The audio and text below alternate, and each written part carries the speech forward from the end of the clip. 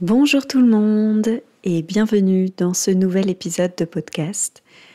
Je suis ravie de vous retrouver aujourd'hui pour vous parler de la notion d'authenticité.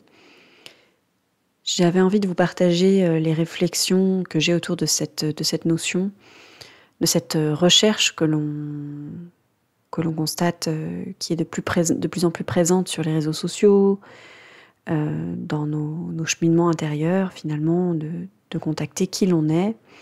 Et à partir de qui l'on est, qu'est-ce que l'on fait, qu'est-ce que l'on offre au monde. Et j'ai récemment pris des décisions personnelles assez radicales dans ma vie pour justement me réaligner à moi-même. Et j'ai envie de vous partager tout ça dans ce podcast. Ce que je remarque, c'est que, en tout cas personnellement, je suis beaucoup de coachs, beaucoup de thérapeutes sur les réseaux sociaux. Et on parle beaucoup de cette notion d'authenticité et on l'affirme haut et fort. Alors oui, je suis authentique, ou je veux être authentique, ou mon business est authentique, mon business est bienveillant, ou je suis quelqu'un de bienveillant, je suis quelqu'un d'authentique, je suis ci, je suis ça. Et finalement, derrière cette affirmation, je pense qu'il y a à la fois une réelle inclinaison, une réelle intention de rechercher finalement quelque chose de vrai, puisqu'on a été conditionné dans notre société à porter de nombreux masques qui ne sont pas nous. Donc on s'est adapté au fil de nos vies, au fil de notre existence, et les existences de nos ancêtres aussi se sont adaptés à un monde extérieur extrêmement violent, et donc ont dû mettre en place des systèmes de survie, des systèmes, des mécanismes qui incluent des masques, des croyances, des fonctionnements qui sont aujourd'hui source de blocage dans nos vies, et dont on cherche à se libérer au travers du développement personnel et de la spiritualité. Donc effectivement, il y a une réelle intention derrière ça finalement de nous retrouver nous-mêmes. On est dans la grande ère de l'individualité aujourd'hui, non pas de l'égoïsme, mais de la recherche du soi, donc de la recherche de qui l'on est. Et ça demande, pour contacter qui l'on est, de défaire c'est tout ce que l'on n'est pas, finalement, de se dépouiller de ces mécanismes. Donc ces mécanismes de survie, ces croyances, ces blocages inconscients, ces schémas karmiques et répétitifs qui nous empêchent de nous révéler réellement dans nos vies. Ce qu'il faut bien comprendre dans un premier temps, c'est que tous ces mécanismes ne sont pas là pour nous faire du mal, et on n'a pas à se battre contre eux. C'est simplement d'aller à leur rencontre pour comprendre pourquoi ils ont été installés, puisqu'à chaque fois qu'ils ont été installés ou mis en place par nos ancêtres ou par nous-mêmes, c'était toujours pour nous protéger. Par exemple, si on est enfant et que on peut avoir mis en place un mécanisme de je suis nul, je ne suis pas aimable, parce que c'était un moyen de s'approprier la faute, peut-être d'un environnement qui était toxique ou délétère, peut-être de violence extérieure, pour pouvoir maintenir le lien avec l'entourage, les parents, et donc survivre, donc pouvoir simplement avoir à manger, un toit, et voilà, donc ça peut être un exemple. Donc voilà, donc je reviens à mon sujet qui était que voilà, parce que dans mon cerveau ça part dans tous les sens, donc voilà, je reviens à mon sujet. Donc oui, il y a une réelle, derrière cette recherche d'authenticité, il y a une réelle, un réel désir, je pense aujourd'hui, collectif, de retrouver qui l'on est et de sortir de ce que l'on n'est pas. Donc voilà, et c'est vrai que de ce fait, l'authenticité devient une valeur assez commune et globale, on va dire, que beaucoup de personnes cherchent à mettre en avant. Mais finalement, moi, je me dis, quand on a besoin de clamer haut et fort que l'on est bienveillant ou authentique, c'est que souvent, finalement, on ne l'est pas. et qu'on cherche à se rassurer. Donc, quand on est authentique, et finalement l'authenticité pour moi n'est pas une destination, puisque finalement c'est un chemin, mais quand une personne est sur ce chemin d'authenticité, ça se sent, et quand il y a des masques, quand il y a des filtres, ben ça se sent aussi. Et je pense que on ne sait jamais finalement qui l'on est tant qu'on ne l'expérimente pas, et même si sur notre chemin on se découvre en fait au fur et à mesure de notre vie. Ah bah tiens, j'aime ça, j'adore faire ça, ah ça j'aime pas, ça me convient pas, et finalement puis ça peut changer, donc finalement qui l'on est-ce que c'est quelque chose de figé, est-ce que c'est quelque chose qui est évolutif, est-ce que c'est quelque chose qui à mon avis se découvre, et finalement c'est peut-être un chemin infini aussi.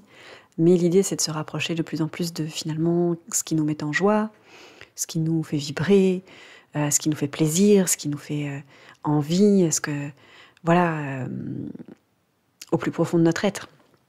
Donc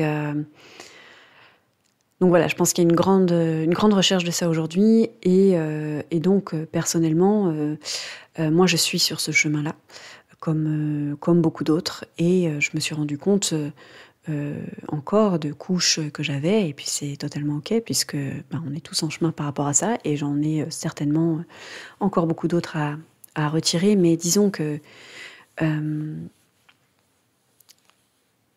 je me suis rendu compte que justement certains de mes mécanismes de survie faisaient que dans mon entreprise, j'avais adopté des façons de communiquer, des stratégies, ou même des offres qui finalement ne me correspondaient pas vraiment, n'étaient pas en profonde résonance avec ce que j'avais envie d'apporter. Et c'est totalement ok, ça fait partie de mon chemin, et je ne regrette pas, parce que j'ai appris énormément de tout ça.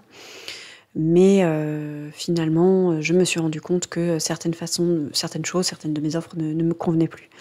Et donc là, je suis en décision et en positionnement pour arrêter notamment les accompagnements sur 3 mois, puisque c'est quelque chose qui ne convient pas à mon énergie. Mon énergie de manifesteur en design humain, pour ceux qui connaissent.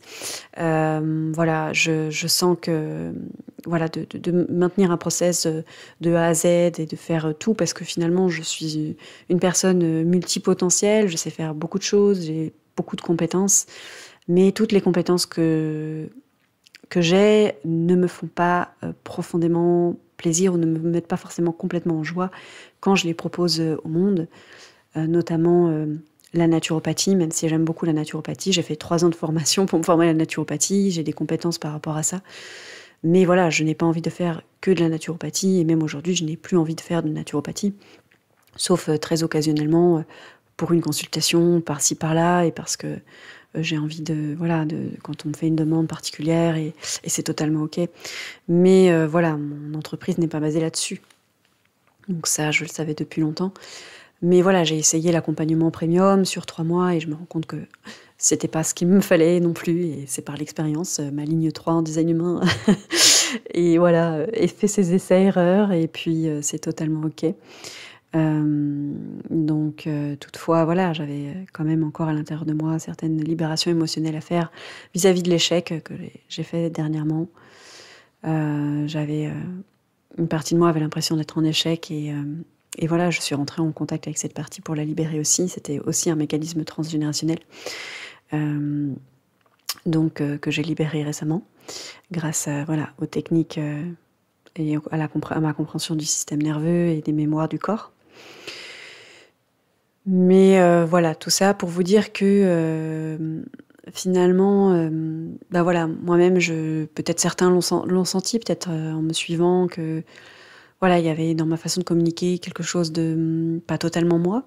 Et voilà, aujourd'hui, j'ai vraiment pris la décision radicale de changer tout ça. Et de vraiment continuer de faire ce que j'aime, en fait, c'est-à-dire voilà, faire des podcasts, écrire, et surtout j'ai un besoin aujourd'hui de collaborer avec d'autres personnes, d'autres thérapeutes, d'autres coachs, pour proposer des choses hors normes aussi, des choses un peu folles, parce que voilà, je je me rends compte que j'ai besoin, moi, d'être extrêmement stimulée dans ma vie. C'est aussi dans mon design humain, hein, puisque j'ai une ligne 3, plus mon canal manifesteur 36-35, c'est vraiment un canal qui a besoin d'expériences nouvelles, de stimulation. Et puis, en plus, ma porte en soleil conscient est aussi une porte... c'est la porte 53, la porte des départs et des nouveaux départs, et c'est aussi une porte d'expérience. Donc pour moi, l'expérience, faire des nouvelles expériences, faire des nouvelles choses, c'est vraiment quelque chose de très important pour moi. Et je ne suis pas faite pour être dans quelque chose de fixe, constant et monotone, alors certainement pas. Donc je m'ennuie à mourir dans une vie comme ça. Voilà, donc j'ai décidé de faire des changements, mais pour cela, ça n'a pas été simple, parce que là, ça m'a demandé de retrouver un travail à temps partiel pour prendre du recul par rapport à mon activité professionnelle, et décider un temps de mettre en pause certaines choses pour me réajuster aussi vers quelque chose de vraiment plus moi, et qui me met en joie, qui me fait vibrer. Et ce que je ressens aussi très fortement ces temps-ci, c'est ce besoin de physique, c'est-à-dire j'ai beaucoup été sur les réseaux, je travaille en visio la plupart du temps, dans mes consultations, mes accompagnements, mais c'est vrai que j'ai un grand besoin aujourd'hui de faire des choses dans le matériel, dans le physique. Et je pense qu'on a besoin aussi, en tant qu'humain, de se contacter, de se regarder dans les yeux, de se sentir dans le physique. Et c'est vraiment quelque chose que je suis appelée à développer, et en tout cas que j'ai besoin de contacter, de renouer avec. Donc voilà, il va se passer des choses, j'ai des projets en cours, j'ai des collaborations qui sont en train de se mettre en place, et restez bien en alerte, ça va être sympa. Je pense, moi j'ai envie de créer des choses aussi qui sont hors cadre, et novatrices aussi, et d'offrir des expériences uniques.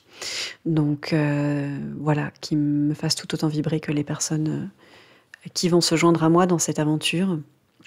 Donc voilà, je ne vous en dis pas plus pour le moment, c'est en gestation. Mais en tout cas, c'était pour vous informer de tout ça, et puis vous dire que je suis une humaine, comme tout le monde sur son chemin, d'authenticité aussi. Ça demande des décisions courageuses, ça demande des libérations émotionnelles, hein. Je suis passée par tout un tas d'émotions, des pleurs, des